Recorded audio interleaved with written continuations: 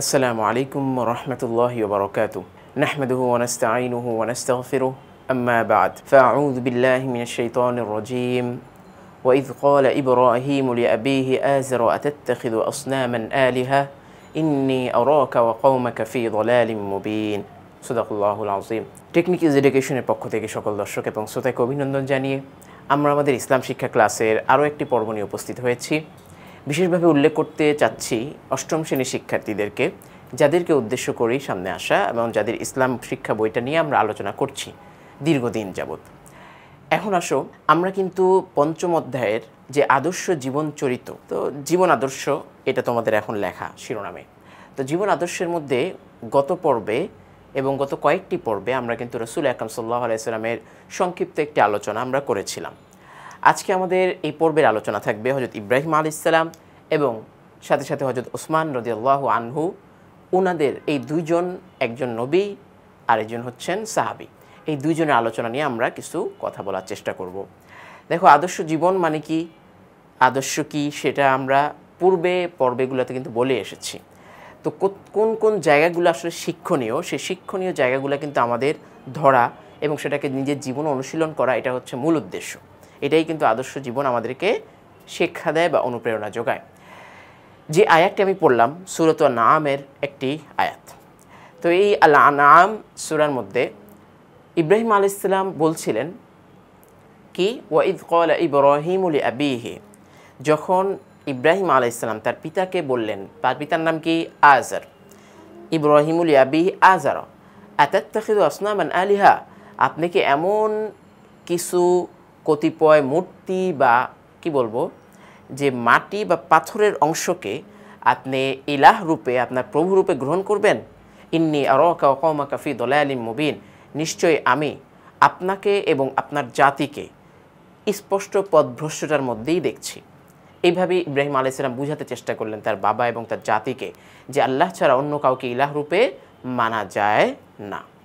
তো এই কথাটাকে সামনে রেখেই এখানে আসবে ইব্রাহিম আলাইহিস সালামের জীবনী, তার দাওয়াতের পরিপ্রেক্ষিতে তার উপরে কী পরিমাণ প্রেশার এসেছে, আর এত পরীক্ষা নিয়েছেন বিধায়ী ইব্রাহিম আলাইহিস সালামের মর্যাদা আল্লাহ তাআলা অনেক বাড়িয়ে দিয়েছেন, কোরআনের বিভিন্ন স্থানে তার নিয়ে আলোচনা করেছেন।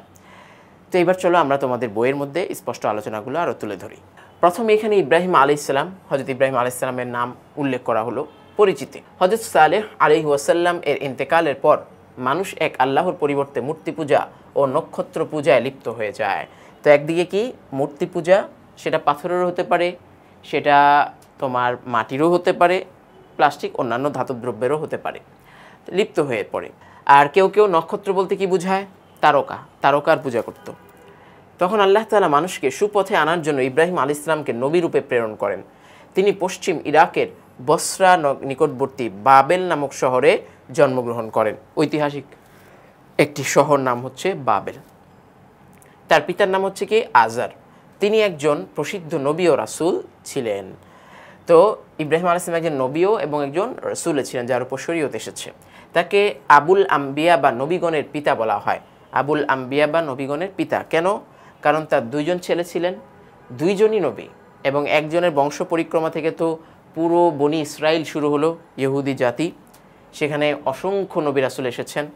এদিকে আবার একজন হযরত ইসমাঈল আলাইহিস সালামের বংশসূত্রে আমাদের সর্বশেষ নবী মুহাম্মদ রাসূলুল্লাহ সাল্লাল্লাহু আলাইহি ওয়াসাল্লাম এসেছেন।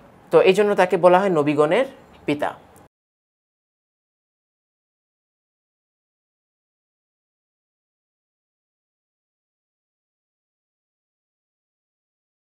তার স্ত্রী সারার পুত্র ইসহাক আলাইহিস সালাম এর বংশধর বনি ইসরাইল, এই যে কথাটা উল্লেখ করে দিয়েছে, নামে পরিচিত।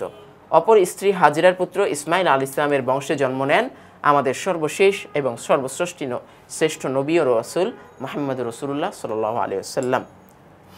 এবার দেখো, নবুয়ত প্রাপ্ত হয়ে তাওহীদের দাওয়াত তিনি কিভাবে দিচ্ছেন। হযরত ইব্রাহিম আলাইহিস সালামের নবুয়ত প্রাপ্তির সঠিক সময় জানা যায়নি, তবে আল্লাহ তাআলা তাকে বাল্যকাল হতেই সঠিক জ্ঞান ও হেদায়েত দান করেছিলেন। এখানে অনেকের প্রশ্ন আসে, তোমরাও করো, যে স্যার, একটা মানুষ বিধর্মীর ঘরে জন্ম নিয়েছে, তো এখানে তো আল্লাহই পাঠাইছে, তাহলে লোকটার দোষ কি? ইব্রাহিম আলাইহিস সালামের ঘটনাটা কিন্তু একবারে আমাদের জন্য এই প্রশ্নের উত্তরের জন্য শিক্ষণীয়। ইব্রাহিম আলাইহিস সালামের চারদিকে তার পিতাসহ সবাই ছিল হচ্ছে মুশরিক, অথচ তিনি সেখান থেকে তাওহীদের বাণী শিখেছেন, নিজের বিবেককে খাটিয়ে কাজে লাগিয়ে আল্লাহকে খুঁজে বের করেছেন। তো তার উপর 10টি সহিফা নাজিল হয়। ইব্রাহিম আলাইহিস সালাম দেখলেন তার জাতি চন্দ্র, সূর্য, নক্ষত্র, মূর্তি ইত্যাদির পূজায় ব্যস্ত। এই পরিস্থিতিতে ইব্রাহিম আলাইহিস সালাম তাদেরকে অত্যন্ত নম্রভাবে যুক্তি ও বুদ্ধির দ্বারা এক আল্লাহর প্রতি ঈমানের দাওয়াত দিলেন।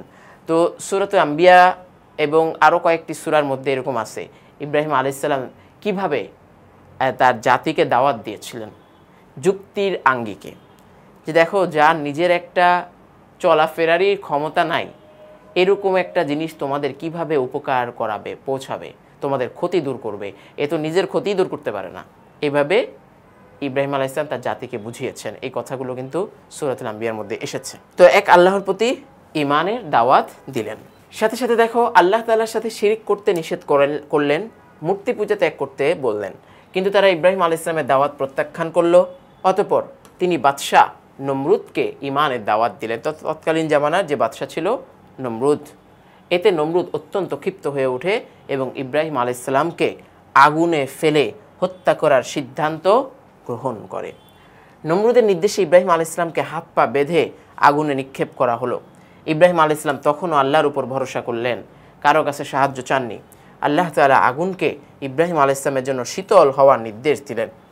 তো এইখানে সূরাতুল আম্বিয়ার মধ্যে সে আয়াতটা আছে, কুলনা ইয়া নারু কুনি বারদা ওয়া সালামান আলা ইব্রাহিম, যে আমি বললাম হে আগুন, আল্লাহ তাআলা বলছেন যে আমি বললাম হে আগুন, কুনু তুমি হয়ে যাও বা তোমরা হয়ে যাও, বারদা ওয়া সালামা শীতল এবং নাতিশীতোষ্ণ শান্তিপূর্ণ।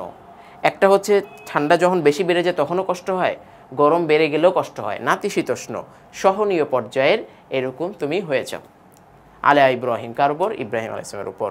তো ইব্রাহিম আলাইহিস সালাম ওই কঠিন পরিস্থিতির উপরও থেকেও কোনো ফেরেশতা আসছে জিবরাইল আলাইহিস সালাম যে আমি সমুদ্র থেকে পানি আনি, ইব্রাহিম আলাইহিস সালাম উত্তর কি দিলেন?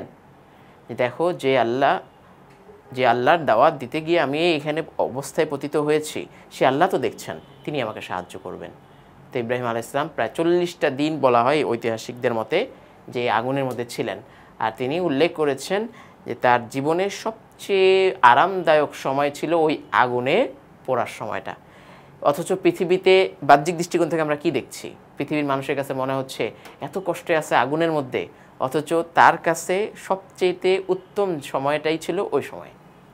তো এই জন্য তুমি যখন আল্লাহর উপর ভরসা করবা, সমস্ত কিছু আল্লাহর উপর ন্যস্ত করে দিবা, আল্লাহ তাআলা তোমাকে এমন জায়গা থেকে ব্যবস্থা করে দিবেন তুমি কল্পনা করতে পারবে না। তো প্রজ্বলিত আগুন ইব্রাহিম আলাইহিস সালামের জন্য শীতল ও পরম আরামদায়ক হয়ে গেল। তার হাত পায়ের রশিগুলো আগুনে পুড়ে গেল। মহান আল্লাহর রহমতে নিরাপদে তিনি অগ্নিকুণ্ড থেকে বের হয়ে আসলেন। এবার আমরা ওনার জীবনের হিজরত সম্পর্কে একটি আলোচনা এখানে তুলে ধরার চেষ্টা করব। হিজরত, নমরুদের অত্যাচারে অতিষ্ঠ হয়ে মহান আল্লাহর হুকুমে হযরত ইব্রাহিম আলাইহিস সালাম জন্মভূমি ত্যাগ করে অন্যত্র গিয়ে দিন প্রচারের সিদ্ধান্ত নিলেন। আসলে এখানে নমরুদের অত্যাচারটা মেইন না, মেইন হচ্ছে আল্লাহ তাআলা ওনার দ্বারা, ওনার বংশের দ্বারা কাবার চত্বরের আশেপাশে তথা মক্কাকে একটা জনবহুল এলাকায় পরিণত করবেন, এটা হচ্ছে মূল উদ্দেশ্য। তো তিনি স্ত্রী সারা ও ভাতিজা হযরত লূত আলাইহিস সালামকে সঙ্গে নিলেন। বিভিন্ন এলাকা ঘুরে ঘুরে সেখানে দিন হানিফের বা দিনই হানিফ তথা ইব্রাহিম আলাইহিস সালামের দিনকে বলা হয় হানিফ, দিনে হানিফ প্রচার শুরু করলেন, একনিষ্ঠ দিন। এইভাবে দাওয়াত দিতে দিতে ইব্রাহিম আলাইহিস সালাম সিরিয়া অথবা ফিলিস্তিনের পশ্চিমাঞ্চলে বসতি স্থাপন করেন। এবার দেখো সেই ফিলিস্তিন বা তোমার সিরিয়ার পশ্চিমাঞ্চল, তখন তো আর এরকম দেশ ভাগ ছিল না, তো ওই জায়গার মধ্যে তিনি অবস্থান করলেন। এবার স্ত্রী ও পুত্রকে মক্কায় নির্বাসন ও জমজম কূপের সৃষ্টি, যেটা অত্যন্ত চমৎকার একটি আমাদের ইতিহাসের অংশ। বৃদ্ধ বয়সে আল্লাহ তাআলা ইব্রাহিম আলাইহিস সালামকে পুত্র সন্তানের সুসংবাদ দেন। তার স্ত্রী হাজেরার গর্ভে হযরত ইসমাঈল আলাইহিস সালামের জন্ম হয়। আল্লাহর নির্দেশে তিনি হাজেরা ইসমাঈল আলাইহিস সালামকে বর্তমান কাবা গৃহের নিকটবর্তী একটি গাছের নিচে রেখে আসেন। তিনি তাদের সঙ্গে সামান্য পানি ও খেজুর রেখে আসেন। কিছুদিন পর খেজুর ও পানি দুটোই কিন্তু শেষ হয়ে গেল। আর স্ত্রী হাজেরা পানি ও খাবারের জন্য সাফা মারোয়া পাহাড়ে ছোটাছুটি করতে লাগলো। কারণ একটুখানি চেষ্টা করলো যে যেহেতু মরুভূমি এলাকা, পানি তো এমনিতেই সংকট, আবার খাবারও শেষ হয়ে গিয়েছে। দেখতে চাচ্ছিলেন যে দূর থেকে কোনো কাফেলা, কোনো মানে তোমার গোত্র দেখা যায় কিনা, যাযাবর দেখা যায় কিনা, যাদের থেকে হালকা একটু পানি আর খাবার নিয়ে অন্তত ছেলেটার মুখে যেন দেওয়া যায়। তো এইভাবে ছোটাছুটি করতে করতে 7 বার ছোটাছুটি করার পরেও কোনো খাবার ও পানি পেলেন না। অতঃপর তিনি ইসমাইল আলাইহিস সালামের নিকট ফিরে আসলেন। এসে দেখলেন শিশু ইসমাইল পা দিয়ে মাটি আঘাত করছে আর আল্লাহর কুদরতে সেখান থেকে পানি প্রবাহিত হচ্ছে। সুবহানাল্লাহ। চিন্তা করতে পারো, এমনিতেই মরুভূমির মধ্যে পানির লেয়ার থাকে অনেক নিচে, কয়েকশো ফিট নিচে গেলে পরে কিছুটা পানির পাওয়া যায়, আর সেখানে পানি উপচে পড়ছে ফোয়ারার মতো এইভাবে। তো এটা আল্লাহর কুদরত। তো আল্লাহ চাইলে কি না পারেন যদি সে আল্লাহর উপরে ভরসা রাখে। হযরত হাজেরা আলাইহিসসালাম পানি ধরে রাখার জন্য বাঁধ দিলেন। এই বালি দিয়ে কোনো রকম এরকম যেন পানিগুলো যেন বাইরে না যায় এরকমভাবে বাঁধ দিয়ে দিলেন। তিনি নিজে পানি পান করলেন এবং ইসমাইল আলাইহিস সালামকেও পানি পান করালেন। এটাই হলো সেই জমজম কূপের উৎস। এবার দেখো কোরবানি, পরীক্ষার পর পরীক্ষা, যত বেশি পরীক্ষা দিচ্ছে তত বেশি ইব্রাহিম আলাইহিস সালামের মর্যাদা বাড়ছে। তো তুমিও যখন বিপদে পড়বা তুমি এই কথা স্মরণ রাখবা, আল্লাহ তাআলা যত বেশি তোমাকে বিপদ দিবেন তুমি বিপদে ধৈর্য ধারণ করবা, তোমারও ইনশাআল্লাহ মর্যাদা আল্লাহ তাআলা বাড়িয়ে দিবেন। ইসমাইল আলাইহিস সালামের কোরবানি। ইসমাইল আলাইহিস সালাম যখন 13 বা 14 বছরের বালক, তখন হযরত ইব্রাহিম আলাইহিস সালাম একাধারে 3 রাত স্বপ্নে পুত্র ইসমাইলকে কোরবানির জন্য আদিষ্ট হলেন। তো পুত্রকে ডাইরেক্ট স্বপ্নে দেখেননি, দেখেছেন যে আল্লাহর রাস্তায় তুমি তোমার পছন্দনীয় জিনিসটাকে কোরবানি করো। তো প্রথম দিন এরকম দেখা গেছে তোমার এই ছাগল কোরবানি দিল, হলো না। এরপরে পরের দিন উট কোরবানি দিল, তাও দেখলো যে না, একই স্বপ্ন আবার দেখলো। পরে খুঁজে দেখলো যে প্রিয় জিনিস কি, তার পুত্রটাই তার সবচেয়ে বেশি প্রিয় জিনিস। এই স্বপ্নের পর ইব্রাহিম আলাইহিস সালাম তার পুত্রকে বললেন, দেখো কত চমৎকার সম্ভাষণ পিতা পুত্রের। হে বৎস, আমি স্বপ্নে দেখেছি যে আমি তোমাকে কোরবানি করছি, এখন তোমার অভিমত কি? পিতা সে কিন্তু চাইলেই বলতে পারতো আসো আমার কথা শুনতে হবে, আমি যা করব চুপচাপ মেনে নিবা, এটা পিতার রাইট আছে। কিন্তু পিতা কি সুন্দর তার কাছে সন্তানের কাছে অনুমতি চাচ্ছে যে তোমার এই ব্যাপারে অভিমত কি। ইসমাইল আলাইহিস সালাম বললেন, দেখো পুত্রেরও কত সুন্দর চমৎকার উত্তর, হে আমার পিতা, আপনি যে আদিষ্ট হয়েছেন তাই করুন। পুত্রের সম্মতি পেয়ে ইব্রাহিম আলাইহিস সালাম মিনা প্রান্তরে যান, সেখানে প্রিয় পুত্র ইসমাইলকে কোরবানি করতে শুরু করলেন। কিন্তু আল্লাহর ইচ্ছা ইসমাইল আলাইহিস সালামের স্থলে একটি দুম্বা কোরবানি হয়ে গেল। এটা ছিল আল্লাহ তাআলার পক্ষ থেকে কঠিন একটি পরীক্ষা, আর এই পরীক্ষাও তিনি সফলতার সাথে উত্তীর্ণ হন। এবার আমরা দেখব কাবা ঘর পুনর্নির্মাণ। ফেরেশতাগণ আল্লাহ তাআলার নির্দেশে সর্বপ্রথম কাবা ঘর কিন্তু নির্মাণ করেন। পৃথিবীর শুরুলগ্ন থেকেই কাবা ছিল, কিন্তু মাঝখানে নূহ আলাইহিস সালামের প্লাবনে, তো ওই সময় যে প্লাবনটা হয়েছিল সে সময় একটু ভেঙে চুরে গিয়েছিল। তো নূহ আলাইহিস সালামের সময় প্লাবনে কাবার অবকাঠামোটা ধ্বংস হয়ে যায়। পরবর্তীকালে মহান আল্লাহ তাআলা ইব্রাহিম আলাইহিস সালামকে কাবা ঘর পুনর্নির্মাণের আদেশ দেন। ইব্রাহিম আলাইহিস সালাম, ইসমাইল আলাইহিস সালাম দুইজন মিলে বাইতুল্লাহ তৈরির কাজ শুরু করেন। ইসমাইল আলাইহিস সালাম পাথর এনে তাকে সাহায্য করেছিলেন। এইভাবে পবিত্র কাবা ঘর নির্মাণের কাজ সুসম্পন্ন হয়। তো এখানে যত সামান্য আলোচনা করেছে তোমার বইয়ের মধ্যে, তোমরা যেহেতু ছোট মানুষ, তো অবশ্যই চেষ্টা করবা ইতিহাসের বড় বড় যে কিতাবগুলো আছে অথবা কোনো ওয়াজ মাহফিলে অথবা যারা জানে তাদের থেকে সঠিকভাবে ইতিহাসটা বিস্তারিত আকারে জেনে নিতে, তাহলে দেখবে তোমার আগ্রহটা আরও বাড়বে। ইতিহাস সম্পর্কে জানা থাকলে আমল করতেও ভালো লাগে। গুণাবলী ও বৈশিষ্ট্য। ধৈর্য, সহনশীলতা, ন্যায়পরায়ণতা ইব্রাহিম আলাইহিস সালামের অন্যতম চারিত্রিক গুণাবলী। আল্লাহর উপর নির্ভরশীলতা, বিপদে আল্লাহর সাহায্য প্রার্থনা করা, প্রতিকূল অবস্থায় ঈমানের উপর টিকে থাকা, হিকমতের সাথে দ্বীনের দাওয়াত দেওয়া। হিকমত বলতে কি বোঝায়? কৌশলে কাকে কিভাবে বোঝাতে হবে, কাকে কোন কথাটা বললে সে গলে যাবে, এই বিষয়টা বুঝে, মন মানসিকতা বুঝে দাওয়াত দেওয়া আর কি, প্রভৃতি চারিত্রিক গুণাবলীর অধিকারী তিনি ছিলেন। হযরত ইব্রাহিম আলাইহিস সালাম মেহমানদারিতে খুবই প্রসিদ্ধ ছিলেন। তো আরবদের মধ্যে এই জন্য এখনও পর্যন্ত সেই গুণটা রয়ে গেছে। তারা আসলে মানুষকে খাওয়াতে, মানুষকে সমাদর করতে অনেক ভালোবাসে। তাদের মধ্যে একটা এই মানসিকতাটা রয়েছে। তো এবার আসেন, ইব্রাহিম আলাইহিস সালাম আল্লাহ তাআলার খুবই প্রিয়ভাজন খলিল বা বন্ধু ছিলেন। তো এই খলিল যে উপাধিটা আল্লাহ তাআলা ইব্রাহিম আলাইহিস সালামকে দিয়ে দেন, খলিলুল্লাহ বলা হয়। তো সংক্ষিপ্ত আকারে ওনার আলোচনা শেষ করে বিভিন্ন ভাগে সর্বশেষ ইন্তেকাল সংক্রান্ত কিছু আলোচনা। ইন্তেকাল, হযরত ইব্রাহিম আলাইহিস সালাম 175, মতান্তরে 195 বছর বয়সে ইন্তেকাল করেন। তাকে কানাআন, শব্দটা কানাআন অবস্থিত হেবরন নামক গ্রামে দাফন করা হয়। গ্রামটি বাইতুল মুকাদ্দাস থেকে 10 থেকে 12 মাইল দূরে অবস্থিত।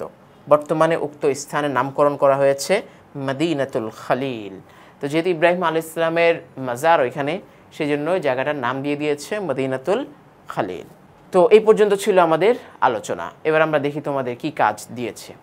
প্রতিফলন ডায়েরি লিখন। তো এই প্রতিফলন ডায়েরির মধ্যে কি কি রয়েছে সেটা একটু আমরা আগে খেয়াল করি।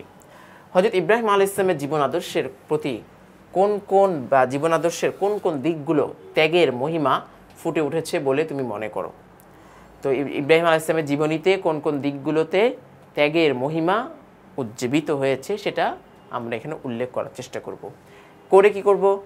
আচ্ছা, পরিবার সদস্যদের সাথে আলোচনা মত বিনিময়ের মাধ্যমে লিখে আনবো। তো একটা তো আমাদেরকে দিয়ে দিবে, বাকিগুলো আমাদেরকে ছক পূরণ করে দেখানো হবে। তো আমি ছকটা পূরণ করে পরবর্তী তোমাদের সামনে উপস্থাপন করার চেষ্টা করছি। তো আমরা আমাদের ছকটা পূরণ করার পর আমরা দেখি এবার কি কি বিষয় কার কার মন্তব্য কেমন ছিল। যদিও এখানে মন্তব্যের পরিবারের সদস্যদের চরিত্রগুলোকে ভিন্ন করে দিয়েছে, কিন্তু উদ্দেশ্য কি? যা বলবে সেগুলো থেকে নিজের শিক্ষাটাকে গ্রহণ করা।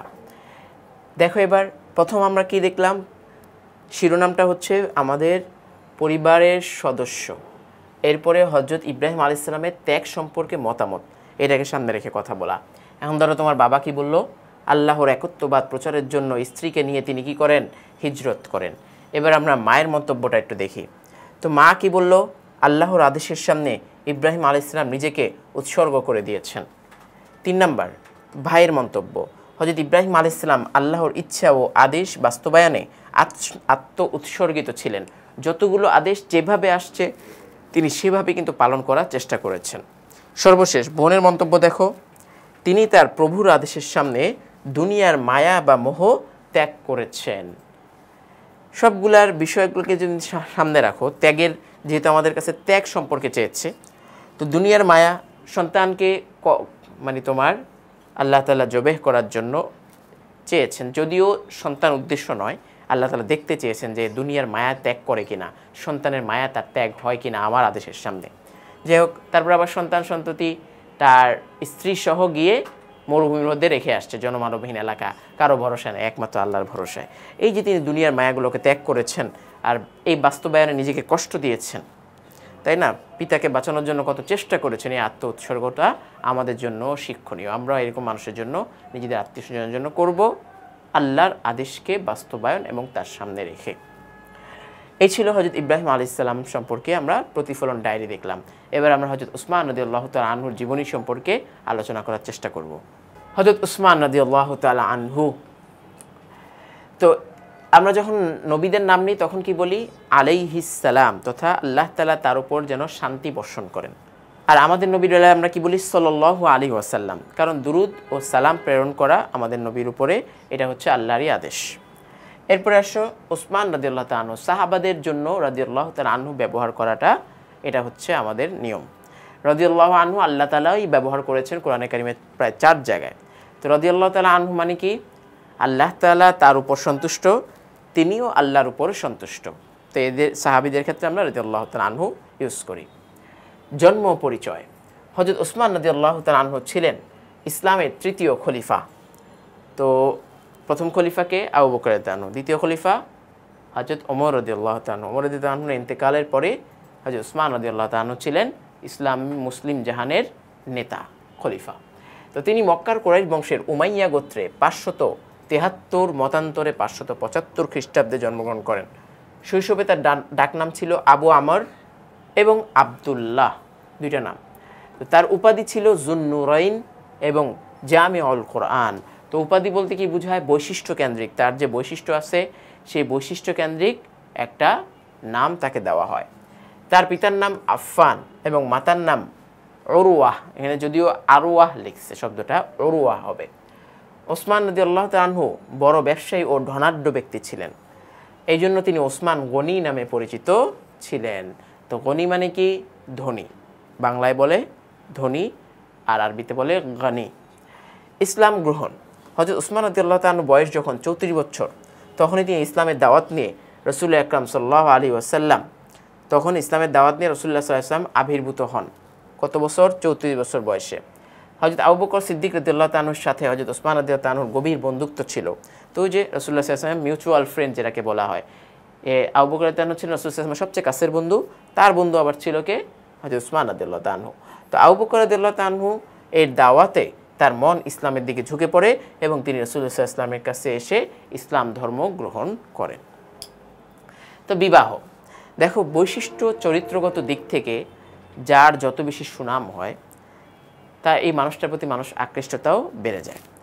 তো রাসূলুল্লাহ সাল্লাল্লাহু আলাইহি ওয়াসাল্লাম উসমান রাদিয়াল্লাহু তাআলার চরিত্র, আচার আচরণ, ব্যবহার দেখে শিক্ষিত মানুষ ছিলেন এবং মার্জিত ব্যবহার ছিল, নম্রভদ্র ছিলেন, লাজুক ছিলেন।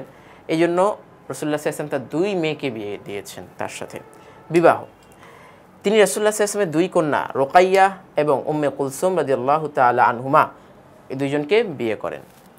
প্রথমে রাসূলুল্লাহ সাল্লাল্লাহু আলাইহি ওয়াসাল্লাম তার কন্যা রুকাইয়াকে হযরত ওসমান রাদিয়াল্লাহু তাআলার নিকট বিয়ে দেন। তো এরপরে কি হয় দেখো, তো রুকাইয়া রাদিয়াল্লাহু তাআলা আনহা যখন ইন্তেকাল করেন বা মারা যান, ওসমান রাদিয়াল্লাহু তাআলা আনহু হযরত উম্মে কুলসুমকে রাদিয়াল্লাহু তাআলা আনহাকে বিয়ে করেন। এই কারণে তাকে উপাধি দেওয়া হয় যুন-নূরাইন বা 2 নূরের অধিকারী, জ্যোতির অধিকারী। রাসূলুল্লাহ সাল্লাল্লাহু আলাইহি ওয়াসাল্লাম তাকে এত পছন্দ করতেন যে উম্মে কুলসুম রাদিয়াল্লাহু তাআলা আনহার ইন্তেকালের পর বলেছিলেন, যদি আমার আরও কন্যা থাকতো, আরও মেয়ে থাকতো, তাকেও আমি হযরত ওসমান রাদিয়াল্লাহু তাআলা আনহুর কাছে বিয়ে দিতাম। রাসূলুল্লাহ সাল্লাল্লাহু আলাইহি ওয়াসাল্লাম আরও বলেন, বেহেশতে প্রত্যেক নবীরই একজন বন্ধু থাকবে, আর আমার বন্ধু হবে হযরত ওসমান রাদিয়াল্লাহু তাআলা আনহু। প্রথম হিজরতকারী, ইসলাম গ্রহণের পর হযরত ওসমান রাদিয়াল্লাহু তাআলা আনহুকে তার চাচা হাকাম নানাভাবে কষ্ট দিতে লাগলো। এত বড়লোক মানুষ, তাও ইসলামে আনার কারণে কিন্তু চাচা কষ্ট দিচ্ছে দেখো। তো যখন শাস্তির মাত্রা ক্রমশ বৃদ্ধি পেতে লাগলো, রাসূলুল্লাহ সাল্লাল্লাহু আলাইহি ওয়াসাল্লাম হযরত ওসমান রাদিয়াল্লাহু তাআলা আনহুকে তার স্ত্রী রুকাইয়াকে নিয়ে রাদিয়াল্লাহু তাআলা আনহা অন্যান্য সাহাবী সহ আবিসিনিয়ায়, বর্তমান যেই নামটা হচ্ছে ইথিওপিয়া, আফ্রিকার একটি অঞ্চল, তো এই ইথিওপিয়ায় হিজরত করার অনুমতি প্রদান করেন। সেখানে 2 বছর থাকার পর মক্কায় ফিরে এসে তিনি মদিনায় হিজরত করেন, রাসূলুল্লাহ সাল্লাল্লাহু আলাইহি ওয়াসাল্লামের সাথে আবার গিয়ে মিলিত হন। এবার দেখো, এই মহান মনীষী ধনী হয়েছেন, কিন্তু তিনি তার ধনী হওয়া সত্ত্বেও কী পরিমাণ, কত বড় মনের অধিকারী সেটা তুমি খালি দেখবা। কূপ ক্রয় ও মসজিদ সম্প্রসারণ, কত তোমার দাস দাসীকে যে তিনি নিজের টাকা দিয়ে কিনে স্বাধীন করে দিয়েছেন তার হিসাব নাই। তো কূপ ক্রয় ও মসজিদ সম্প্রসারণ, মুহাজিরগণ যখন মদিনায় হিজরত করেন তখন সেখানে বিশুদ্ধ পানির খুবই অভাব ছিল। তো মদিনায় এক ইহুদির মালিকানাধীন বীরে রুমা নামক একটি কূপ ছিল। ইহুদি এই কূপের পানি চড়া দামে বিক্রি করত। মুহাজিরগণের পানি ক্রয় করার, পান করার, মানে পানি সবসময় ক্রয় করে করে পান করার সামর্থ্য ছিল না। মুসলমানরা মহানবী সাল্লাল্লাহু আলাইহি ওয়াসাল্লামের কাছে এসে পানির সংকটের কথা জানালেন। তারপর দেখো রাসূলুল্লাহ সাল্লাল্লাহু আলাইহি ওয়াসাল্লামের ঘোষণাটা।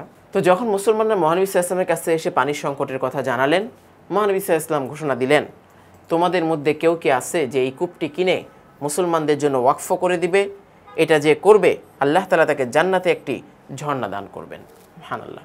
তখনই ওসমান রাদিয়াল্লাহু তাআলা আনহু কূপটি ক্রয় করে মুসলমানদের জন্য ওয়াকফ করে দিলেন। তো ওয়াকফ বলতে কি বোঝায়? আল্লাহর রাস্তায় ছেড়ে দেওয়া।